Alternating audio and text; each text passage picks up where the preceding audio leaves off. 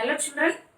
In our story time, today we are going to learn about the story The Elephants and the Rats.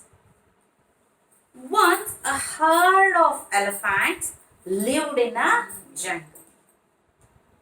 Every day they used to go for a bathe to the nearby river. Many rats lived on the same path. The rats were scared of huge elephants. The rats requested the elephants to choose another path. The elephants agreed and the rats were happy. One day, all the elephants were caught in a hunter's net.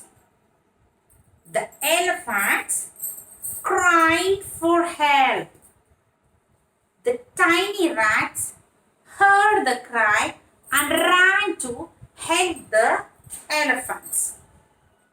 The rats cut the large net with their sharp teeth. The elephants were freed and they thanked the tiny rats. Did you enjoy the story, children? If you do enjoy the story, please give us a thumbs up and subscribe my channel. This is Learners with Geetha. Thank you for watching.